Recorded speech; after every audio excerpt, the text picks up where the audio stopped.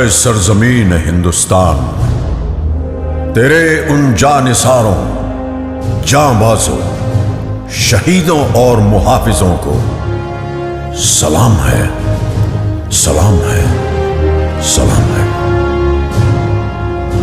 जिन्होंने अपनी बहादुरी की कलम से फतह की एक और बेमिसाल तारीख लिख दी।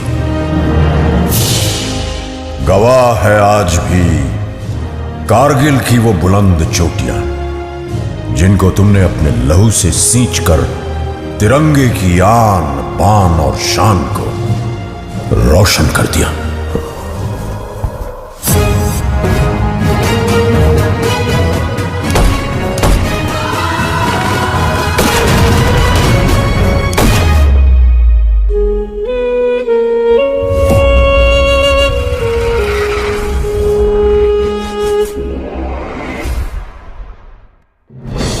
सन 1999 पड़ोसी मुल्क पाकिस्तान ने बगैर किसी आभास के अपने सैनिकों को एलओसी पार कर भारत की सीमा के अंदर भेज दिया। जनरल परवेज मुशर्रफ। जनरल का प्लान सीधा और साफ था। सर्दियों की चरम पर प्रशिक्षित कमांडोज को जिहादी जामा उड़ाकर भारत की सरहद के पार भेजना, वहां पोस्ट और बंकर पर कब्जा करके कश्मीर और लद्दाख को जोड़ती कड़ी को तोड़ना। द्रास सेक्टर की मुश्को घाटी, मारपुला रिज लाइन, कारगिल के आसपास काकसर, बटालिक सेक्टर, चोरबाटला सेक्टर और सियाचिन के दक्षिण में तुर्तुक पर पाकिस्तानी फौज ने धोखे से अपना कब्जा जमा लिया था। लेफ्टिनेंट सौरभ कालिया की अगुवाई में निकली पेट्रोलिंग पार्टी बड़े रहस्यमय ढंग से गायब हो गई थी। कुछ दिनों के बाद उनका क्षत विक्षत शव पाकिस्तानी सेना ने हमें सौंपा।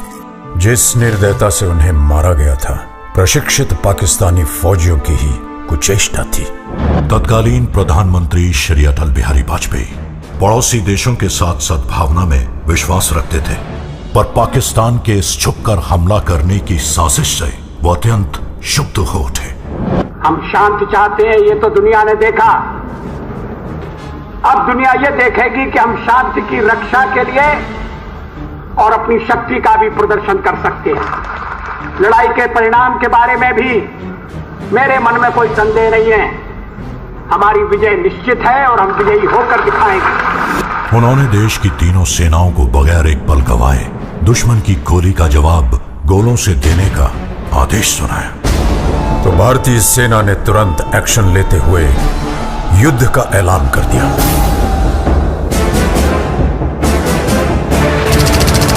Chief of army staff general VP Malik के नेतृत्व में लड़ी गई कारगिल की जंग अपने आप में सैनिक रणनीति और साहस का एक उदाहरण है।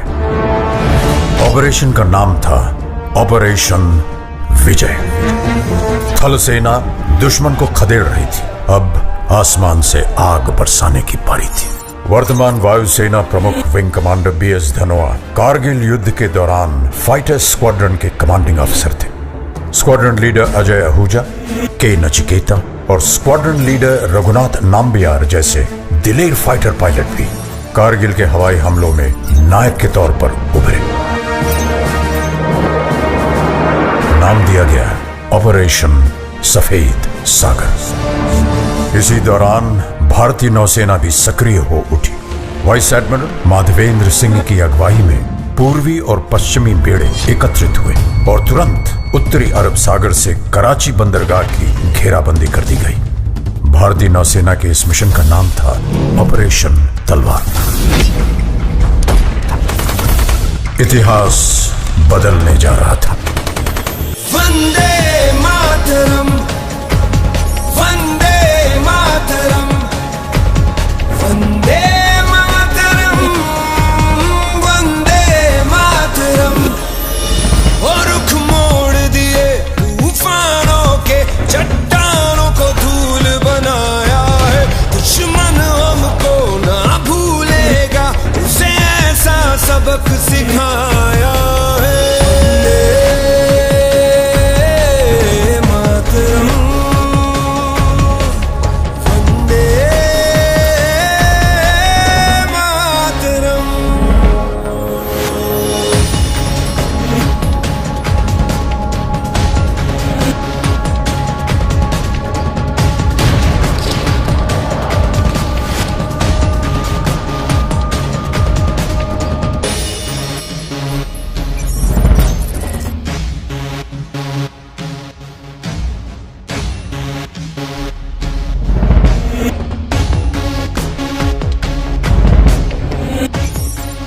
Kunal Joshi on the radio set.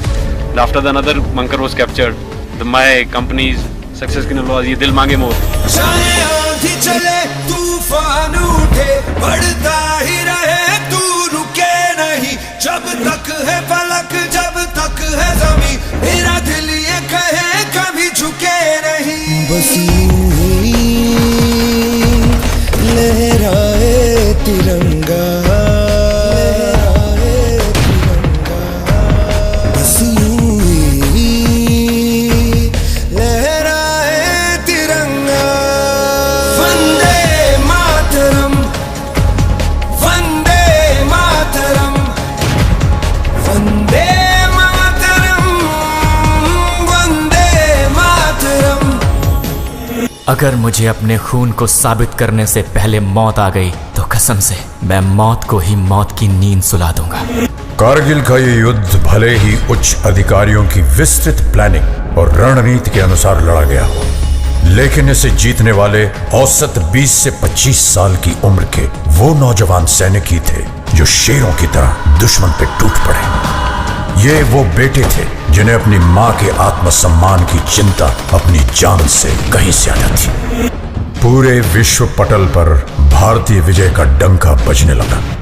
आज हमारा भारत विश्व में एक नई शक्ति बन के उभर रहा है। कारगिल की ये विजय उस नए भारत की नींव का पत्थर है, क्योंकि इस युद्ध में बही खून की हर एक बूंद ने हमारे आज को सींचा है।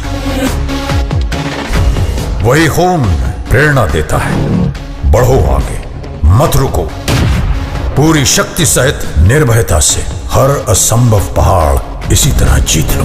सीने में जो भारत भूमि के प्रति प्रेम है वो पूर्ण प्रज्वलित हो। जब संपूर्ण विश्व के शीर्ष शिखर पर भारत का ध्वज फहराएगा, तब मेरे देशवासियों हर दिन विजय दिवस कहलाएगा।